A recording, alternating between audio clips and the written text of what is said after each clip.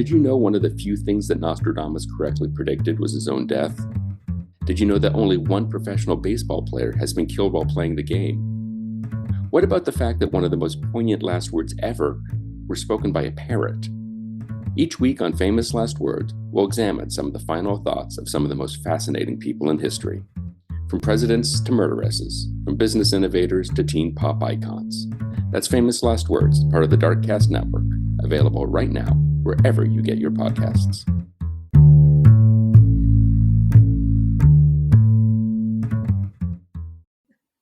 All right. Welcome back to Castles and Cryptids, where the castles are haunted and the cryptids are cryptic as fuck. And I'm your host, Alanna. I'm Kelsey. And we are back. At least, hopefully by the time I'm saying this, we are back. Late August for you. Maybe a little later than we intended. I was on little holidays and yeah, then we were like, we need to record. No. Yeah. Life gets in the way, you know. Lives are busy, hectic. Yeah. Those damn paying jobs are like really hard and take a lot of time and effort out of you. Yeah. But you guys are real and we're always happy to be back. It was funny, my brother knew I was going out to visit and then he said something like, oh, I didn't know you had an episode coming out this week because I kind of forgot you pre-record them in advance. And I was like, oh, yeah. We got the last one done when I was home. And then it came out while I was there. And then we're like, no new episode the week after that. But then as it happened, it was like, oh, shit, no new episode after that. Yeah. So we just gave you a little Darkcast pally pal instead. Yeah, a little spotlight to tide you guys over until we could record and come out with our regular episode. Exactly, because you want us to be at our best, and then it's always nice to be able to feature one of our peers because they have some seriously really cool shows on our network. So always adding new people to it seems. I will let you know which one we picked and we'll talk about it on the actual episode. So by this time you'll have heard it already, but yeah. Timey-wimey, it's coming at you. Oh my god. And then after this, tomorrow at the time that we're recording this, I'm finally gonna get to go see Deadpool with my dad. No, I haven't seen it yet either. I'm so excited. Everybody's been telling me how good it is. I know a couple people who've seen it more than once, so I was like, okay, we gotta go. I was like, I looked at showtimes. I can do this day. I'll buy tickets. Do you want to go? And he was like, yep. And I was like, okay, I'm gonna do it. We're just gonna do it. It's been it's like the end game now. Yeah. It's like we're in the end game now. No. Yeah, I think Pat wanted to on a whim, we should just go and this was the weekend it came out. And I was like, if you can maybe see if there's still seats or whatever. And then he looked at some showings and was like, oh no, there's nothing together. The one girl I work with, she was like, when the theater we normally go to basically almost for sure, oh god, when did they go? They went on a Tuesday night. So maybe the first Tuesday after the weekend it opened or something? No, they went just this last week, just a few days ago. And because every time they looked at showings, everything was already all booked up, everything. Yeah. Damn. It's been really hard to get into, it sounds like, so. Yeah, we're not used to that after post Panini, where people are like, oh, are we going to the theaters again? And then for a really good movie, people are like, hell yeah, we are. We're all going at once. I can't even remember I know I went within the last year or so to see something, but I cannot remember what it was even. Oh, really? Barbie. You saw Barbie? I watched it on my trip, finally, on Disney Plus. It was funny. I liked it. I enjoyed all the Ryan Gosling man learning. My job is beach. Bits. My job is beach. It's not lifeguard. I'll beat you off. Well, if you beach him off, you have to beach me off. I'll beach both of you off right now. That was pretty darn good. And like Margot Robbie is just perfect, and like Ryan Gosling was super funny, and I was just like, okay, I knew it was good. Everyone said so, and by the time I got around to it, finally, I was like, hot damn.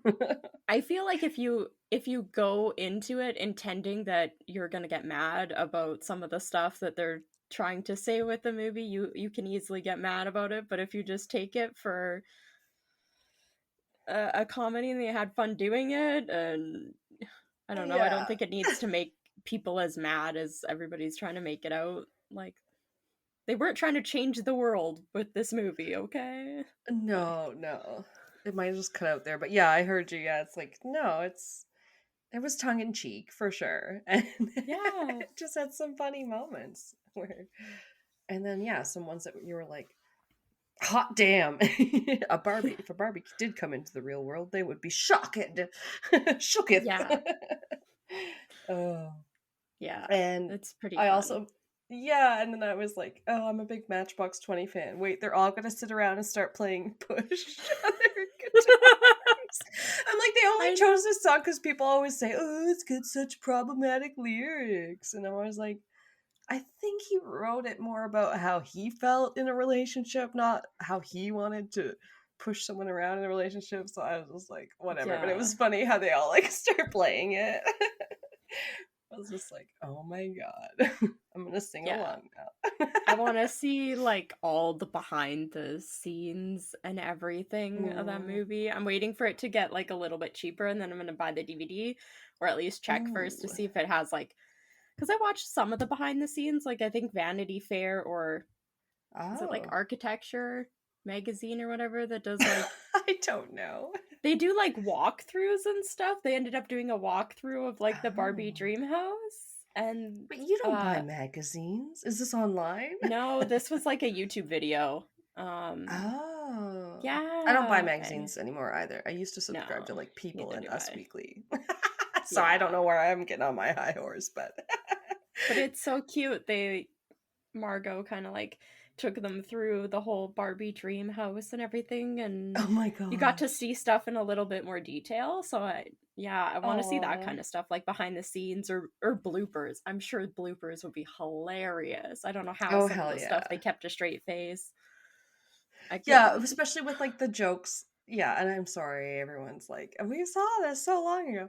But like the jokes when you're like, I had a Barbie, and then she's like goes to put water, like drink her glass of water or whatever, and then in the real world she's like, oh, I'm not used to there being actual water and anything in there, and it just like falls all over her face. I was like, that's amazing.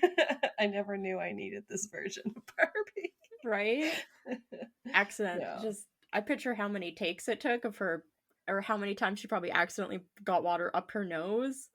Like, because she's pouring water into her own face over and over how do you not flinch when it comes at you like you're not expecting it? Oh my god. Go up your nose and you just start coughing or something? Like, how does she do that? She did a really good job. And then, not to tangent too much, but the other thing, after we watched that, probably after we watched that, or after we watched Lego Batman, because Rain wanted to watch that one, it suggested the Harley Quinn animated series, and then Rain just like fell in love with that one and just like binged it. Oh, it's really funny. Yeah, it was kind of cute. I don't know, I enjoyed it. But anyway, that's some of the TV we were watching, among other things. Nice. Anyway, we do talk about other things here. It's just sometimes I derail it. So do I. I do know too. Oh, I know, right? But we are going to talk about pirates this week. I'm excited. Yeah. That's a new one for us, I think. Right? Which I can't believe it's taken us that many years to talk about pirates. We love pirates. I know. I'm realizing how like kind of history obsessed I can be when I'm like, oh, we have a chance to talk about like this weird thing that happened, or this person we don't know a lot about. There were some cool pirates. We'll definitely do this again. Oh, 'cause yeah. I think so. there's a lot. It's really cool. I managed to talk about one that, became friends with another one, so then I had to talk about that one a little bit. That's just how it goes. Yeah. I also have no Gordo? idea who you're covering. No, because I think you had just told me who you were doing, and then I was like, okay, I'm gonna steer clear of that. And then Yeah, I tried to pick it. I was like on vacation. Like, I should at least Gordo? pick what we're doing, like who I'm covering, because I haven't gotten nothing done. Yeah. Yeah. So that's basically all I did for a while. Which is funny, because mine actually is like one pirate that kind of became friends with another pirate. So it's funny that it happened in both of ours. Oh! Gordo, you can't have attention right now. You can't multitask in that fashion ready while for it. recording. It's like, but Mom! Oh, you look so cute. Yeah, we need a Gordo cam so you guys can see the big Puss in Boots eyes he gives me. Yeah, Fenrir was the same way the other day. Pat's like, oh, I started kind of getting ready to fix the deck steps. And then when I was back here, then he was doing it because he needed a little bit of help with some of it. And Fenrir was like, but I need to come outside. And then we're like, but can you just stay inside because we're fixing the steps? And then he like gets outside and he gets downstairs and then he's all like, now I'm stuck out here. And he tried to go back up and there was no steps for him. Of course he did. I can't. We're like, really, buddy? This is why we didn't want you outside. I know. He's gonna be like on top of everything. But then eventually he just settled down. He just laid in the gravel, rocky area by Pat doing the steps and in the shade. Comfortable. Oh, okay. He settled down. Jesus. Yeah, you're just like, this is why I didn't want you outside. I know. And he was out for a bit, then I let him in.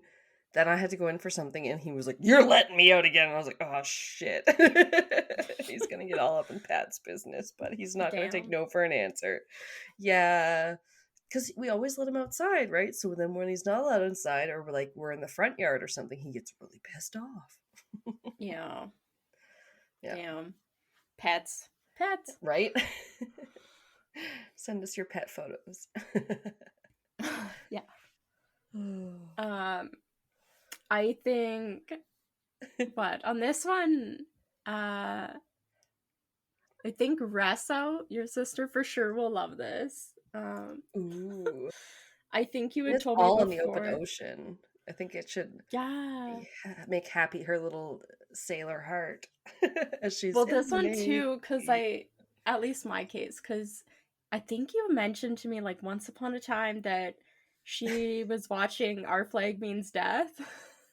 Oh, she loves Our Flag Means Death. Yeah. Yeah. That one talks about Stede Bonnet. I thought about covering him because, like, I did. I decided to. Oh, okay. Yeah. That's why I'm mentioning it. Not just randomly mentioning Our Flag Means Death. No, but that was like my second choice. Okay, anyway, sorry to interrupt. Yeah, the gentleman pirate, as he's commonly known. That's so cute. Yeah. It's like the gentleman train robber. Dang. Yeah. I was like, this is fun. He came up on my list and I was like, oh damn, I wasn't even thinking of him at first. I had like Did you watch that show? I watched season 1. I haven't seen season 2 yet, but I know it got canceled.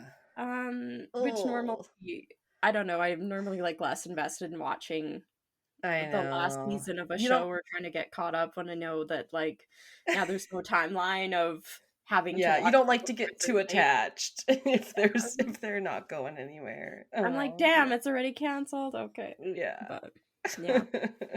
No, I've seen a couple. I haven't seen all of it at all, and maybe not all the first season, but I definitely watched some because I heard it was funny, and I was like, oh, yeah. Yeah, I remember really enjoying it. So yeah, I might have to rewatch season 1 and then finish the show and watch season 2. But yeah, I was just like, oh, it seems overwhelming. Like this guy seems like well known. I was like, I'm scared.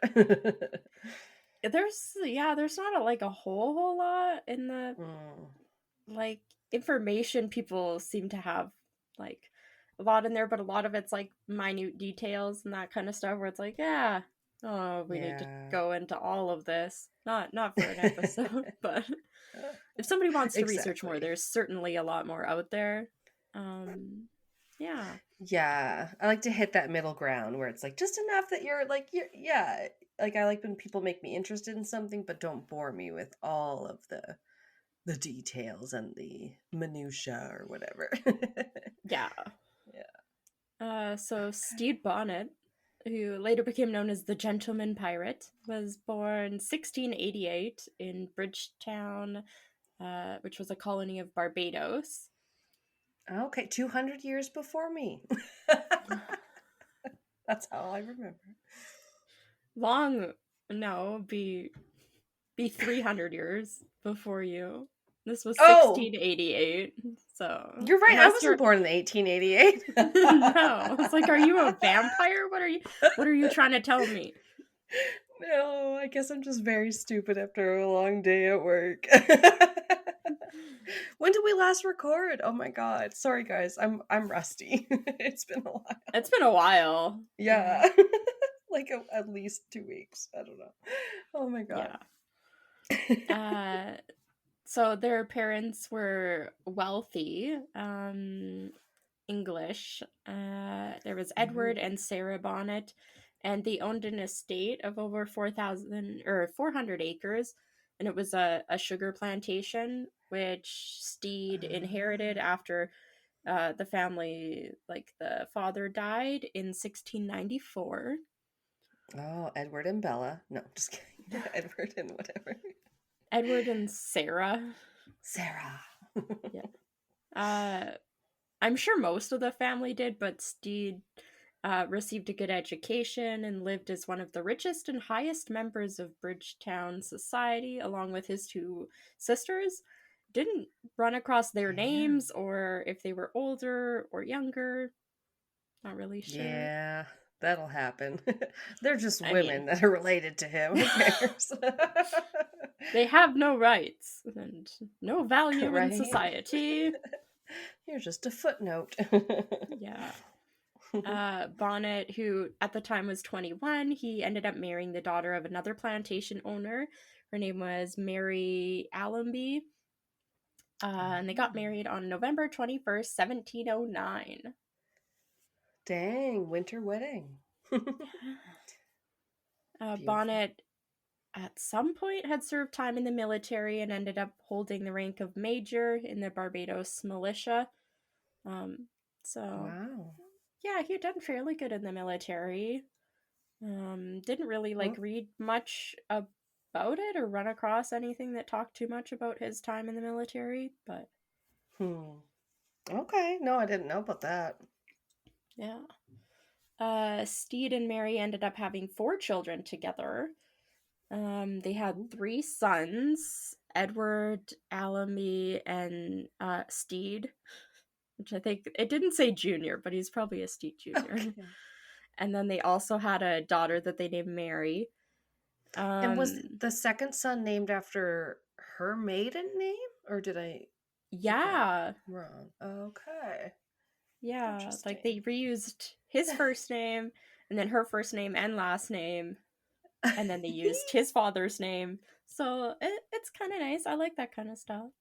Yeah, I get trying the honoring of people using a grandpa's name or whatever. I was just like, wait, are they just not very creative either? It's like, maybe not. I name my kid Peters. I'm just like, well, yeah. Maybe you can be Peters. Pumpkin eaters. Yeah. Oh my god. On a totally different note that's super depressing to talk about right after that joke. Oh no. Their son Allenby died in 1715. Peters, no! Oh god. I didn't know. Yeah, as a child he died? Yeah, I didn't have years for when any of them were born, but by the time he goes off to become a pirate, it said all of the kids were under the age... Where is it? Oh yeah, by the time he decides to leave a couple years later, all the surviving children are under the age of 5, including Edward, who I think is supposed to be the oldest. And Allenby was the second oldest. So, yeah. He would have been like maybe 3, between 2 and 3 when he died. Oh, damn. Yeah. Oh, pardon me. Bonnet was also named Justice of the Peace in 1716. No way. Yeah, I didn't know that. Because Stephen Bonnet in the Outlander books is like straight up the criminal bad guy. Oh, no. I don't know that he's a pirate, but he's a fucking asshole who's not above sexually assaulting and maiming people. Yeah. Despite the lack of sailing experience, Bonnet just like suddenly decides to leave his wife and all of their surviving kids behind and decides to become a pirate in the spring of 1717. Okay, but like just sort of out of the blue, or did I miss? It seems like he at least like kind of planned it a little bit in advance, because it says he prepared legal papers that would allow his wife and 2 friends to conduct affairs while he was away. And then he also contracts a local shipyard to build him a sailing vessel, which normally pirates wouldn't do. So like he has a ship built, and then he gets legal paperwork in order, which is such a gentlemanly thing to do. I would say this is some premeditated pirating. Yeah. So it's like it's out of the blue in the fact that there's no follow-up in any of the sources, from like literally the kid, their one son dying, to like he becomes a pirate. That's like the next sentence every time. Oh no. Like, yeah. The backstories are like unclear with a lot of these ones. They're so old. Like, well, we think. I did have some cool sources though, including apparently the Library of Congress has like blogs online about certain topics. I had no idea. They have 2 whole huge long, really compiled like histories about Stede Bonnet, which I thought was really weird. Yeah. So some of my, I kind of took little paragraphs from them because they had some cool stuff like this, that they said the line between privateering and piracy was a narrow one, and pirates were often former privateers. So privateering could be highly profitable, but it was only legal during times of war. And when the war ended, the privateers' licenses to attack enemy ships expired. And many privateers did not cease their activities with the end of the war and continued to attack and plunder vessels at sea. And these privateers were now regarded as pirates by the same governments who had previously licensed them. Oh, is that why it's like okay when they're a privateer, but not if the government's like, no. Yeah, I didn't know anything about that, and I wanted to include it because there is at least one instance, like later when Stede's like, or Bonnet's become like a pirate, he kind of ends up getting one of the licenses from the government, and after he's caught pirating, and is like, no, I'm just gonna become a privateer. Can I be a privateer? And they're like, yeah, sure. And then he's like, but I'm actually gonna pretend to be a privateer, but I'm actually gonna stay being a pirate. And then, my god. Okay. So I was like, I didn't really know the difference between the two, and I was like, oh, that's interesting. So yeah, he's get, like, blurring the lines anyway. Yeah. Sorry. So like if privateers are attacking enemy ships and kind of like plundering them, taking them over, taking all their like goods and that kind of stuff, and capturing people, they're allowed to do that if it's like enemy ships during times of war, because it's aiding in the war effort. But if it's not, that's in times right, you of can war, just press men into service, so to speak, and they're like, we'll just take them. They look like they're strong. Yeah. Damn. So getting to the ship, so he contracts that local shipyard to build him this sailing vessel, which he names the Revenge, and equips it with. Really? Yeah, there's I've heard of almost one. Okay. Yeah, it also said that a whole lot of ships were like revenge themed names or just called the Revenge. So that makes sense. yeah. Now that you say that, I'm just like, wait, is it the same one? No. From my story? Okay. Damn. So he equips it with 10 guns, and said, or it said that this was unusual, as most pirates typically get a ship by mutiny, boarding it, or converting existing ships. They don't like pay to have a ship built and then be like, this is my ship. No, I don't think pirates, can really commission things to be built for them that easily. No, not normally. Doesn't seem, normal. Bonnet then gathered a crew of more than 70 men and requested that they sail him along the eastern seaboard of what is now the U.S. But due to his lack of sailing, they said like lack of sailing and then said other than being like a passenger. So he had been on the water at least as a passenger, but he's probably not paying attention to how you actually sail a ship. Yeah, you're sailing, but you're not actively participating in the sailing. Yeah, you're not in charge of anything. So due to his like lack of sailing or pirate experience, he is not well respected among the crew that he is actually paying. He's paying his crew wages as opposed to like normally they would plunder or like take goods and valuables off of a ship, and then they would kind of divvy that up, and that would be like what they make. But he's actually paying them like divvy up the booty. He's actually like paying his crew wages, which but he doesn't know that he's gonna have the money, right? I don't really know. It's crazy. Yeah, because he left like his financial affairs in chart like to his wife. So I don't know how much like is this money he supposedly took with him and then he's divvying up. Why didn't they just kill him and steal his money? I already forgot he had a wife. Yeah. Damn. You forgot about Sarah? That was fast. No, Sarah's his mom. Who was his wife? Oh shit. His wife is Mary. I forgot Sarah. About her too. Oh, there's always a Mary or a Marie. So he's paying them, so that's also weird. Initially they stay anchored for several days in the port, with the Revenge under like kind of a ruse that it's gonna be used for island trading in like nearby. But it ends up departing under the cover of darkness one night. Just slips away into out to sea. For the first several months, I don't get into it a whole lot, but they are successful in capturing some vessels. They burn any of the other ships that are from like Barbados and attempt to keep any news or word of like Stede Bonnet traveling back to home to his family. Like he doesn't want them to know what he's doing. Where was home again? In Barbados. Barbados, right. Yeah. They're all up in the Caribbean. Okay, yeah.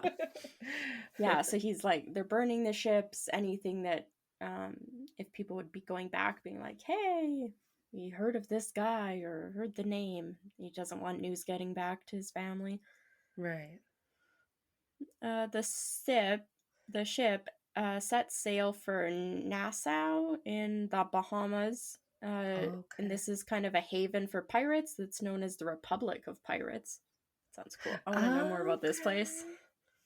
It came up in mine, but I didn't hear that name for it. Oh, okay. On the way, Bonnet was seriously wounded during a battle with a Spanish warship. And the Revenge was heavily damaged and half the crew wounded or killed during the battle. Oh, shit. So they kind of have to regroup. Yeah. After finally arriving in Nassau, Bonnet replaced his crew kind of the best he could with whoever he lost or was too wounded, and added 2 more guns onto the ship. So now they have 12. Ooh. And yeah, it's like we need to load up on more ammo and more artillery. Oh hell yeah! Especially if you get to come up to one of those like British man-of-war ships or whatever. They have a lot of cannons and stuff. Yeah, it's like shit. Oh. Yeah. While at Nassau, Bonnet meets the infamous pirate Blackbeard. This happened in real life. Okay. They didn't make it up for the show, which I thought they made it up for the show, but they didn't. Oh, really? No, I think I heard of him, but yeah, it kind of feels like one where you're like, is Yeah. that one folklore? Is it real? Is it Well, like I knew Blackbeard mixture? was real, but I didn't really Okay. I didn't really know that they had met and like sailed together and that kind of stuff. Oh. And that was Well, like like, fact. So I thought that was kind of cool. but isn't Bluebeard also like a big folklore? Because he's the one that had all the skeletons in his closet of all the wives or whatever, right? I think so.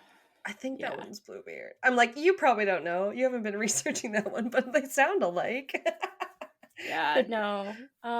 Blackbeard, Okay. his real name was Edward Teach, which is the name they use in the show. He's a real person. He has like his own whole like crazy Oh. history. Lots of stuff written Edward about him. Teach. Okay. Edward Teach, yeah. Hmm. And the two form an unlikely friendship, as you could say. Sounds like a Disney movie. Two unlikely Fox and the friends. Hound. Yeah. From Okay, sorry. Go ahead. from the Smithsonian like magazine also had a lot of good stuff. It said that Oh, I love that. just had a little bit about Blackbeard. I didn't want to get into it because he has a lot of stuff you can talk about. Born in Bristol, England, Blackbeard had worked his way up from deckhand to captain of his own ship, the 40-gun ship called Queen Anne's Revenge, and he had cultivated a reputation for wildness and unpredictability. Oh. So, a very unlikely friendship with the gentleman pirate. Oh yeah, yeah. I guess if he's Yeah. supposed to They're be like more polar reserved, opposites. Yeah. yeah. And these the guys like the party animal. Yeah. Because of Bonnet's injuries, he wasn't really able to properly lead his crew, and Bonnet, well, some sources say Bonnet temporarily ceded command of the Revenge to Blackbeard while he recovered more. Other things say that Blackbeard kind of like forced him into the cabins and was like, I'm just gonna take over your ship and pretend like it was your idea for me to sail this on your behalf and control everything. Okay, so more of a coup situation. A Just little sort of bit. a soft coup. Yeah, I'm just gonna take over Yeah. power here. There's Little bit.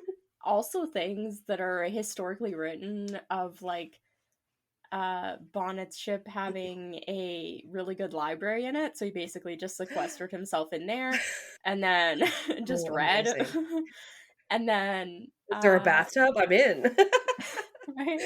And then there was also somebody, a different sailor or something, had like these journals that they got a quote from that said that they were like sailing past and they saw Bonnet just like walking in a bathrobe on top of his ship, just like meandering about. And this was apparently when he was a quote unquote captive of Blackbeard's. He's just wandering above deck in like a robe and just walking around. Like, it's like, oh, okay. Just in a hotel room, yeah. Yeah, just like, yeah, this is my accommodations. Like, gonna go for a stroll. So, yeah, you choose to believe he's too much of a captive or like a prisoner or some stuff. Right. Yeah, it's hard to say. But together, Bonnet and Blackbeard plundered and captured multiple merchant ships along the east coast.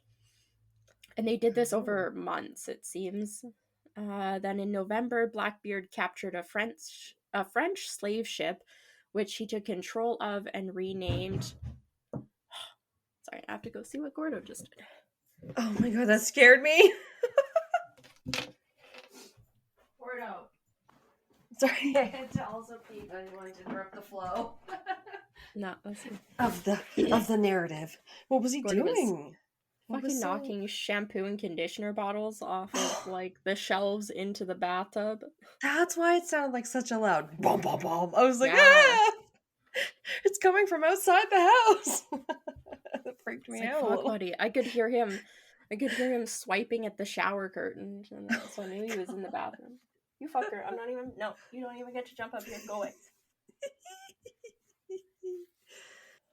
It's like my mom's poor cats torment her when she's trying to sleep at night, and she's like, they'll sleep till like 3, and they get up and they're going all crazy. And my sister was staying downstairs in the third guest room that doesn't have a door officially, so they could come in. And the one black cat, Gabe, was always sleeping in her suitcase, which was really cute, but she couldn't escape. Yeah, I have to lock him out because he'll jump up on my headboard and then he'll jump like on top of my head, and it's like, what the fuck?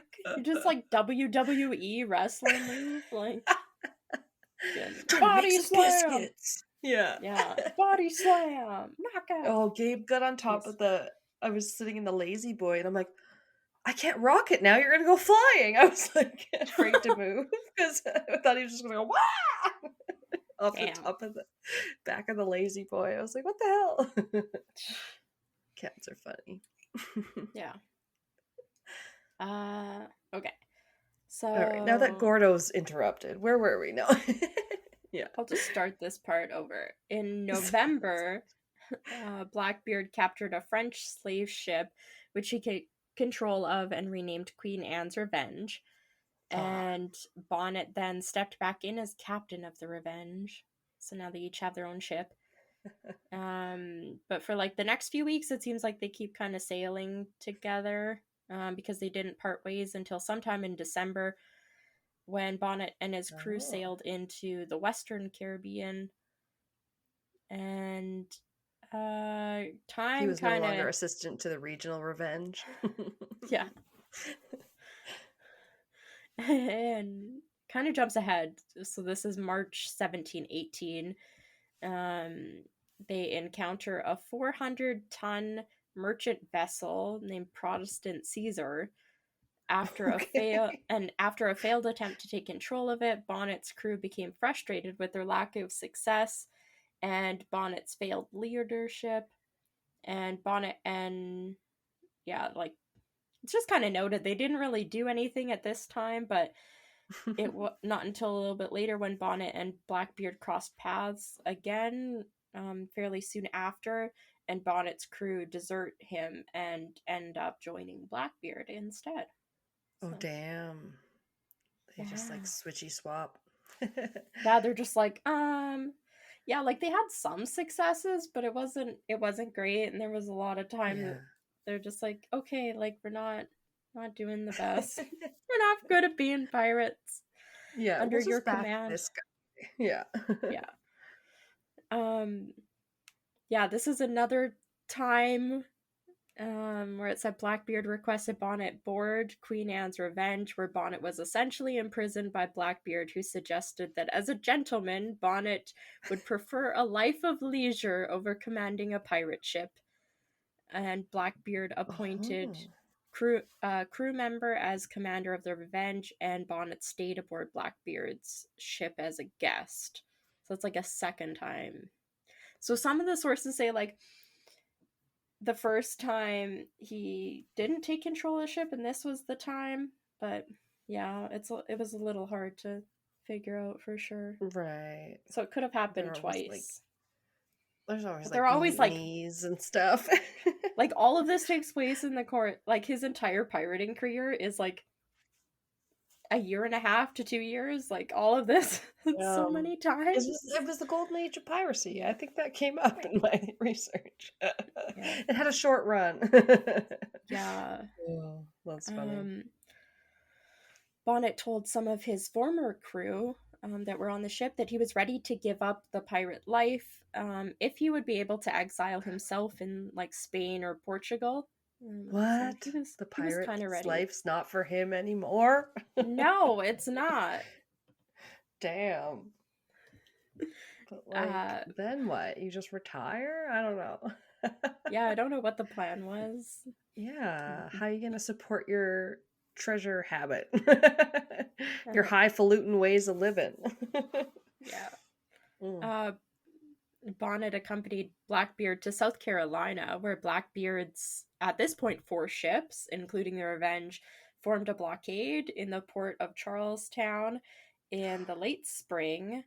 And Bonnet once again took control of the Revenge, and the pair went ashore to the capital of South Carolina, which was Bath. Yeah, they like formed this blockade for a while. I can't remember exactly how long. It was like days, I think over a week. Yeah. That'll affect some meals. Trade and all that kind of stuff. Yeah, man. Blackbeard and Bonnet received official pardons while they were in Bath from Governor Charles Eden on the condition that they renounce piracy forever.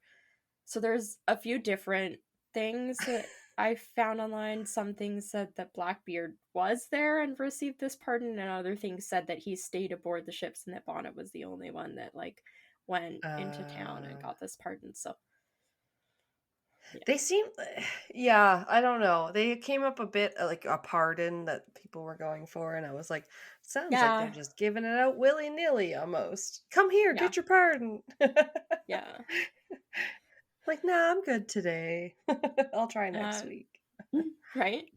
I think one of the kind of the most important thing is that while they're receiving this pardon, it seems like Bonnet stays in Bath, and is like requesting clearance to sail his ship against Spanish ships, so like being a privateer.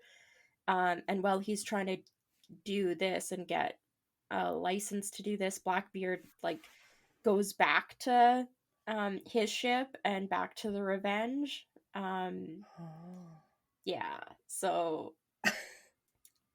he's just like, I'll take that while you're going out to get your pardon. Yeah, it was just like, yeah, I'm just gonna take your ship. Pardon like, me while I grab this.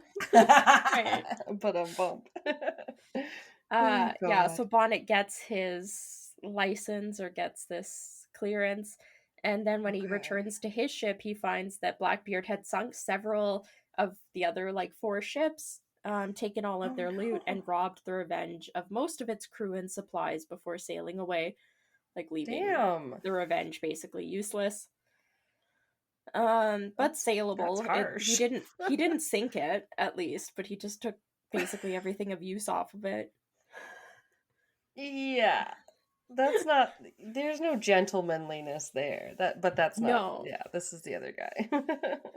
Bonnet ends up rescuing 17 pirates who were marooned on a sandbar by Blackbeard for disagreeing with his plans. Damn. Yeah, Bonnet attempted to track Blackbeard down but was unsuccessful, and Bonnet decides to not continue this supposed like sailing against Spanish ships and decides like being a privateer and decides I'm going to be pirate again. But he wants to keep his pardon, so he takes on this alias of, some things said Captain Thomas, other things, what was the name? Captain Thomas or Captain Edwards. So he's pretending to be a legitimate privateer? No, so he wants to keep the pardon for the name of like Stede Bonnet, of being forgiven for being a pirate. So he takes on and continues being a pirate under either the name Captain Thomas or Captain Edwards. So that if he's caught, he can be like, oh, I don't know what his plan really is, but he's like, I got a pardon. I'm Stede Bonnet. I'm pardoned for this already. I don't know. Yeah. He'd wily his way out of it if he got caught as the other guy. Yeah, and he also changes so much about the Stephen Bonnet guy's character on Outlander, but I won't. Suffice to say, he gets caught in the end. Yeah. He also changes the name of the Revenge to Royal James. Oh. Yeah. King James of Scotland and England and all that, probably. Yeah. Maybe. But they're in America now. Oh, I'm so confused. Okay. Well, they're sailing all around. But... yeah, it's barely America at the time. Yeah. After only a month or so as the pirate, either Captain Thomas or Captain Edwards, Bonnet anchors in Cape Fear River to kind of make some repairs. And then in late August or September, this Colonel William Rhett, acting on the South Carolina Governor Robert Johnson's orders, patrols the river looking out for pirates. They were sent there specifically, like get us some, River. yeah, get us some pirates. So scary. Yeah, Rhett's and Bonnet's ships ended up being engaged in battle for like several hours. I think it's like at least 5 or 6, where apparently even at some point Bonnet says that he's going to blow the ship up and kill everyone on it, including himself, before they surrender, and his crew is basically like, no, we're not with him, we don't want to die. So stop trying to make explosions happen.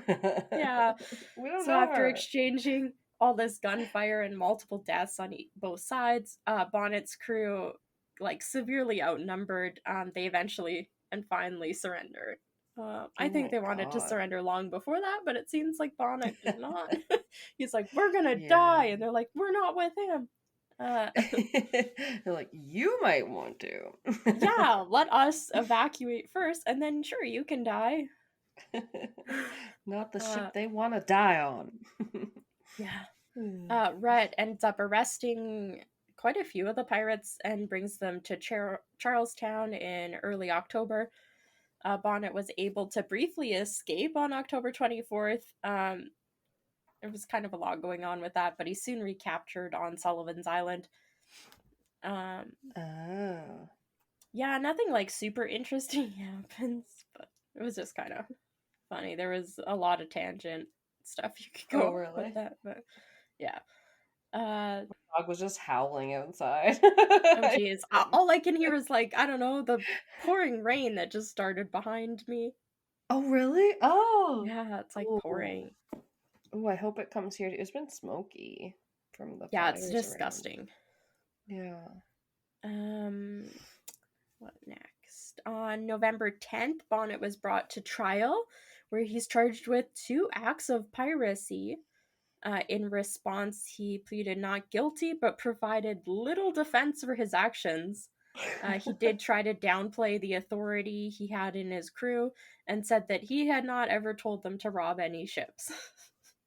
So I was like, okay. Well, all right then. He's like, they didn't respect me. I'm not a real pirate. Why would these people follow me? I'm an idiot. I'm not in charge. Shaggy's "it wasn't me" just starts playing in the background. Denial. Yeah. He does get sentenced to death by hanging. And then as is the time. I mean, it's very popular. He ends up writing, after his sentence, he ends up writing to that governor, Robert Johnson, asking for clemency, and said that he would become a menial servant to the government if he is granted clemency. And he's like, no, denied. We don't need another menial servant, thanks. Yeah. I already pardoned you for piracy. Why are you asking for more favors? Yeah, we can pay people a pittance to work for the government. Yeah. There's like kind of interesting because it did say that Stede Bonnet's like trial is one of the most documented ones. Like they have the best or most thorough like record of it. And that it's been known to be like one of the most historical, like, I don't know, access to like the life of a pirate, because it had so many like documented details and everything, which was kind of cool. Instead of it all just being like from one book, as coming up in my research. Like this one guy wrote a book and that's all we know about this person. You're like, okay.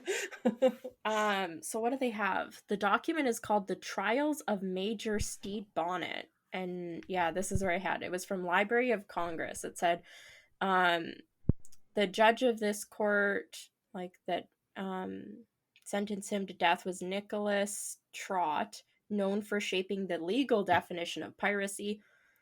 The document, The Trials of Major Stede Bonnet, became a foundational document in legal proceedings about piracy, and defined piracy as a robbery committed upon the sea, and a pirate is a sea thief.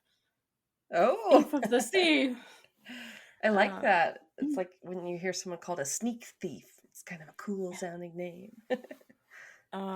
but yeah, there's some other stuff I found in the sources that was talking about, like, yeah, and this was like groundbreaking that was talked about in the document or whatever, of like details they didn't know about, like pirates' lives and their operations and that kind of stuff Oh, that they have access to yeah. because of this. So yeah. Yeah, all the secret information they don't want Yeah. to get out. Damn. So Stede Bonnet, he was hanged December 10th, 1718, at the age of 30. Jesus. I know, he's so young. Oh my God. In Charlestown, now Charleston, South Carolina. That's right. I wasn't just pronouncing it awkwardly the whole time. No, I know. It is that Charlestown, not Charleston. Oh, sorry. For me, I was like, no, I'm used to that. Like it's still called that, and when they're there in the 1700s in Outlander times. Okay, yeah. Yeah, I don't know when it becomes Charleston, but I definitely refer to it as Charlestown in my notes too. Yeah. Yeah. It was so hard to say. I was like, Charles Town. Make it 2 words. It's so hard. Yeah, because we actually know a lot of state capitals of the U.S. Somehow they make us learn these things as Canadians, or else we just watch a lot of American TV. I don't know. Yeah, so yeah, he's hanged. I guess his body, along with several of his crew members, were left hanging for several days on White Point, a public landmark, and they left their corpses visible for incoming boats. So, like, I kept thinking of, like, I don't know if it's the first or the second Pirates of the Caribbean movie where they go through and there's that little archway and then all those, like, pirate bodies are just hanging there for, like, ever, and it has a sign, like, pirates or something on it. That's basically what they did to these guys. Yeah, I think I've seen it in things, and it's called like a gibbet or whatever. It's like a hanging kind of like bird cage they're in sometimes. Yeah, this I think like, it was. Oh yeah, like die from the like elements or drown or something. Yeah. Yeah, they staked the Stede Bonnet to a stake and let the upcoming tide get him in the outlet. Yeah, and he was scared of drowning, so it just like laps up slowly. Ooh, I was like, that's kind of creepy. Yeah, it's all horrible. Don't get me wrong. In this one, at least he was like hanged by the neck until they died. So he would have hopefully died quickly. Yeah, it seems like. So him and his crew, they were left hanging up there for several days as like a warning. That was visible to incoming boats. But there's now like this little marker or kind of plaque monument thing at White Point that documents the names of many of the pirates executed there, and talks about like at this point or this about area on this day, Stede Bonnet and some of his crew were killed, basically. Dang. No, that'd be cool to see, I guess. Yeah, there are pictures online of the like little stone thing. After his body was cut down, it was buried alongside 29 of his crew in nearby marshland, and none of them were given any sort of grave marker or anything. So he was number 30, and you said he died at 30. Ooh, yeah. I don't know. That's just okay. Dun, dun, damn. Dun. That's a lot of people.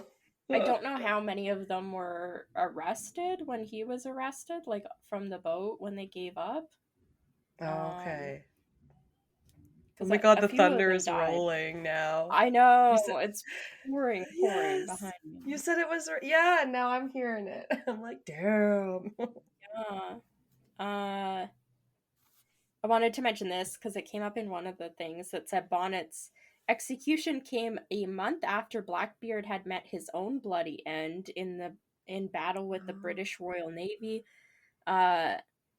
Apparently Blackbeard's head was severed and taken back to port, and then his body just like dumped into the sea.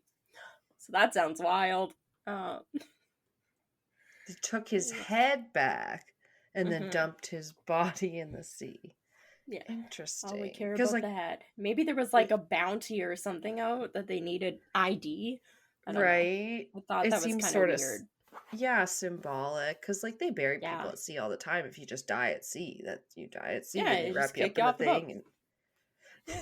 Okay, no, goodbye. they wrap you up in the thing, and then when they sew it up, then they sew the last part through your nose to make sure that you're really dead. They go boop. Anyway, I it's figure they gross. could start there. Yeah, they could. They could try and poke you with something before they do that to see if they should bother. Oh, I just saw lightning behind you. Oh, Really? your whole window just like went poosh. Like, Oh, creepy. I didn't see it. yeah. Oh, It was a dark and stormy night. yeah. Okay. Damn. I don't have I too wish you much guys had the left. atmosphere. Yeah. Never comes through. All right. Okay. So, yeah, historians aren't really sure exactly what inspired Bonnet to abandon his family for the life of a pirate. Some speculate, and they don't really talk about it in the show. They're just kind of like, oh, he's gonna abandon his wife, and then if people don't know, him and Blackbeard fall in love, and they in season 2 they open what I think is supposed to be a bed and breakfast, and that's how the show ends. It's very different. Okay, Nice. it's cute. Homoerotic tones. Okay. It's cute. Yeah. Yeah. Maybe that's why Russell likes it so much. No, I'm just kidding. It's got Taika Waititi in it. He's playing Blackbeard. It's amazing. We know he's sexually free. Anyway. I digress. Yeah, so some speculate it was to escape his bad marriage or even to recapture his more adventurous youth. According to the legal record, Bonnet borrowed £1,700, about $40,000 today, sometime around 1717. This suggests that he may have been having financial problems, perhaps due to a hurricane, drought, or other natural disaster that could have wiped out his sugar crop. And what the hell? No one's gonna lend me $40,000 today. Like, holy shit! What kind of fucking credit score did they have back then? Oh, I'm Stede Bonnet. You better do it, or else. Yeah. One source said, and I knew you. I was like, if she doesn't bring up Outlander, I'm going to. Are you ready? Oh, you know I already did, but yes, everyone get ready to drink again. I was like, oh, as soon as I saw this, I was like, oh, Alanna will enjoy this. It said, Bonnet was probably a Jacobite and supported James Stewart as King of England over George I. Oh. So there you go. He was probably. It said actually most pirates would have been Jacobites. So. Really? And because he was, you said he was Irish, right? Or no, am I thinking of the character now? Oh, okay. No, he grew up he was born in Barbados and everything. I don't know who controlled Barbados. Interesting. Okay, I always think of the Jacobites as just being like the Scottish dudes that fought for the Stuarts in Outlander and whatnot. And they are, but like I guess it was still a colony at that time that you're talking about. Yeah. Huh. No, that kind of blows my mind a little bit. Like, yeah, it was just like offhandedly. It didn't really have much more about that. But yeah. Damn. And that was just one of the sources that just like had that. So no, I didn't know. And it says was probably. It will not like confirm or anything. But okay, my last couple things I have. The first one was from the Smithsonian Magazine .com website, because they were a good source, along with the Library of Congress blogs. Yeah, they were like It's really funny. good. I usually screw up saying Smithsonian. I said Converse. The Library of Converse is the place I want to go. Sign me up. Send me to the Library of Converse. I fucking love Converse. and the Reeboks library. So yeah, SmithsonianMagazine.com it said for a few years in the early 18th century, from about 1715 to 1720, piracy experienced a golden age. Stede Bonnet was part of a gang of pirates operating in the Caribbean that were responsible for the image that we have of pirates today, says historian Colin Woodard, author of The Republic of Pirates. The popular pirate, as known from Robert Louis Stevenson's Treasure Island to the recent Pirates of the Caribbean movie trilogy, was inspired by these buccaneers. But even during their lifetimes, pirates like Edward Blackbeard, Thatch, or Teach, and Anne Bonny were romanticized. They were folk heroes, said Woodard, though the authorities characterized pirates as devils and demons, enemies of all mankind. Woodard says many colonial citizens supported them, and people saw pirates as Robin Hood figures, socking it to the man on their behalf. Which I thought was kind of interesting. I wouldn't think, like, if, like, ships are coming in and they're supposed to be bringing, like, imagine you live in, like, a port, as most people probably did in, like, the 16 and 1700s. You live near ports. Or near to, yeah. Yeah, and that's where you get, like, your food and goods and everything. So if people are robbing...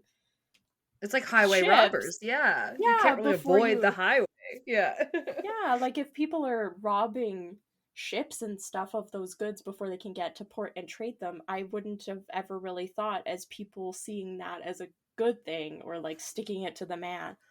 Like, really? Because they're kind of robbing the ships that are supposed to be going to your port so you can buy the stuff. Like, are they just gonna hand it to you for free? Like, why are you for them? Why are you cheering them on? They're thinking of it more like we do now, where we romanticize it, because it, like, we feel like it doesn't, well, it obviously doesn't directly affect us anymore, but maybe they felt like, yeah, I thought that was kind of interesting, because I feel like, I'd be like, wow, they didn't have any, like, flour today because the fucking pirates took all the flour or something. Yeah, did they steal from the rich and give the flour to me? No, they did not. Yeah, I get that. They stole from me and gave the flour to nobody. No, probably throughout history we've, like, not whitewashed, but, you know, looking back on them with, like, rose-colored glasses, or, you know, how we tend to I just thought that was interesting. I was like, oh, many people, like, supported them and stuff, but this was interesting. This was from Library of Congress. That's the only reason I included this, because if it came from any other source... Yeah, Library of Converse told me, so I believe them. Skechers agrees. I thought this was kind of interesting, especially because of the Our Flag Means Death show. Oh my god, you're killing me. What is it?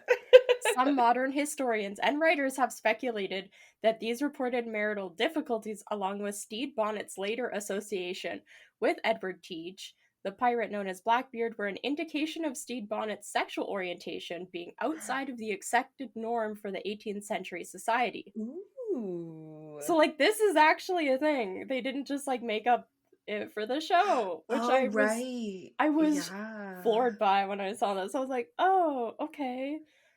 So he weren't known to be getting with a lot of women, I take it. Maybe, according to this. According to the Library of Converse.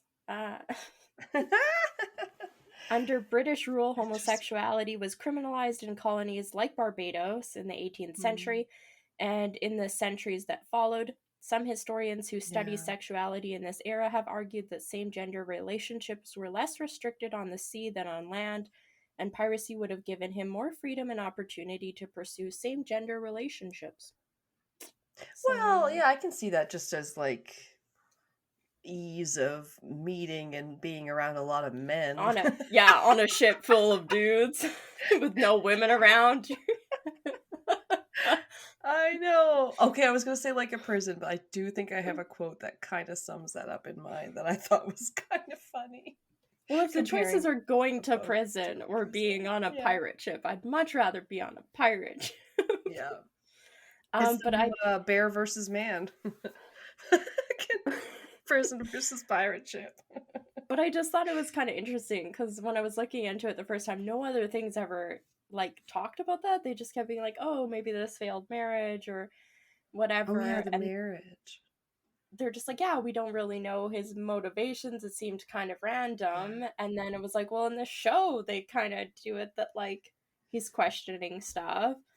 And then He's it's real like, close with oh, that like, Blackbeard or yeah, and whatever it's like, he oh, well, said. maybe that, like, actually has been the case. Like, there's literal Sure. documentation, or, like, historians have said that this might have happened. Yeah. Well, it's the kind of thing that it's really hard to know now because it's only recorded history, and that's the kind of stuff that was, well, it's Yeah. punishable by death. Well, let's keep it under wraps then. Yeah. My sexual orientation means death. Yay! Oh, shit. I'm sorry. Did that get dark? It did. Yeah. Just kind When of I was keep it typing real. it up, I was like, oh, I want to rewatch the show and then finish it now. Yes.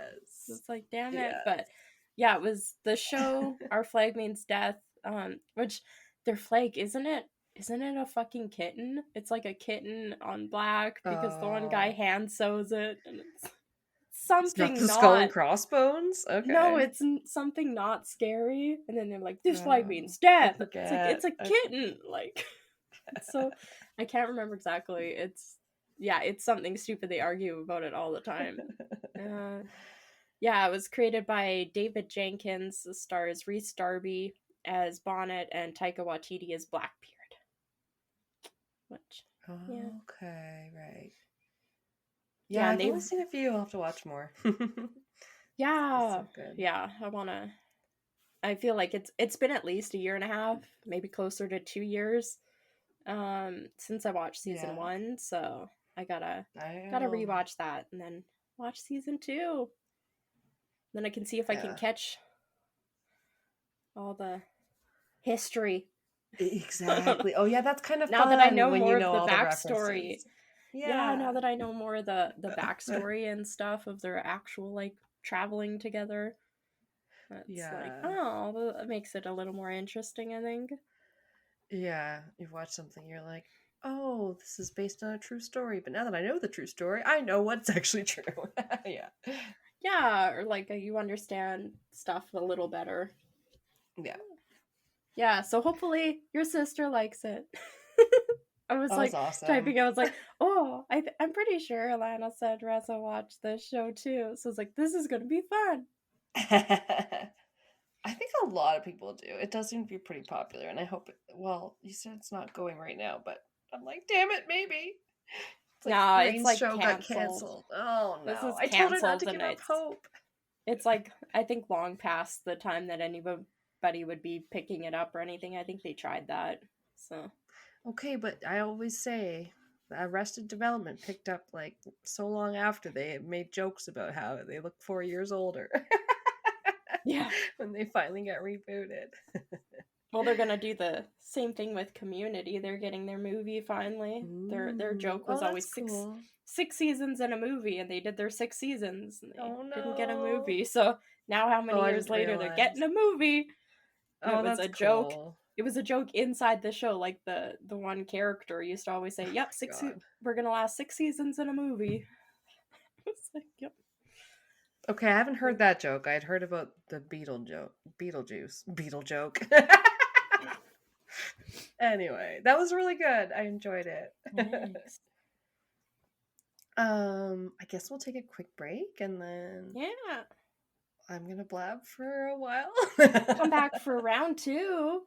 Pirates. This is so much fun. I love pirates.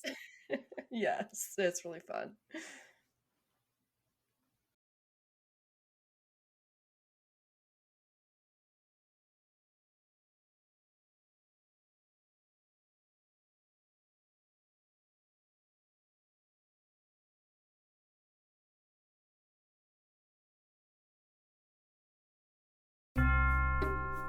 Sup, creeps, and welcome to Creepy Confidential. Is Mothman really a supernatural force predicting impending doom?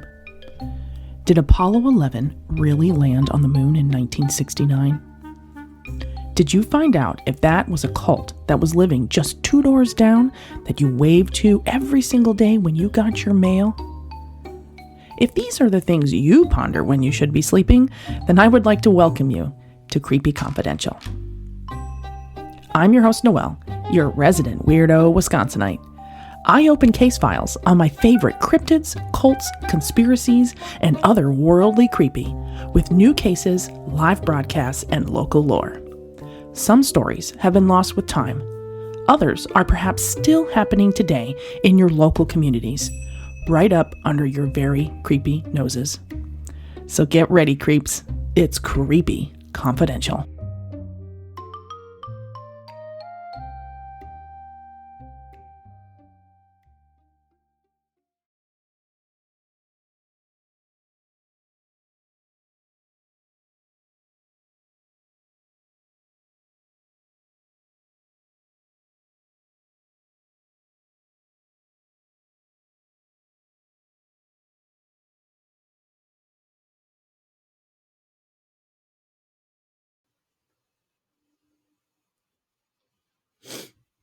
Yeah.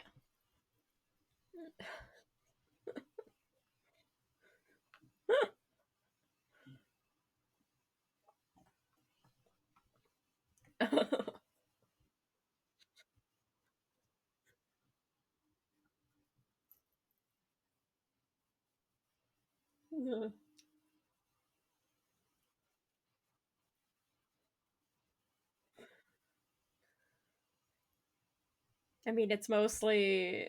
I think the only time I've seen Gordo's is when he has like poop in his fur that I'm trying to get out. I'm not.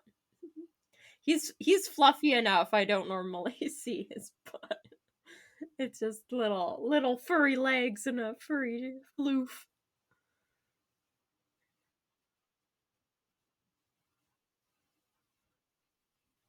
Yeah.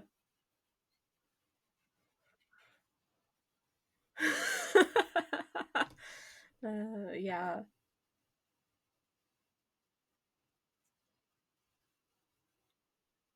How?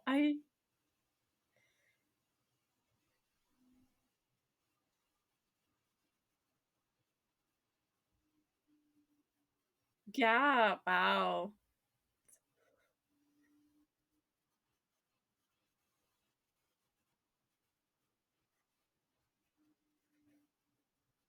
Uh, yeah, that's fair.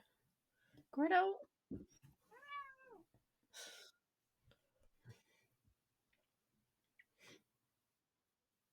Oh, he's laying beside me, but he's rubbing up against the screen again.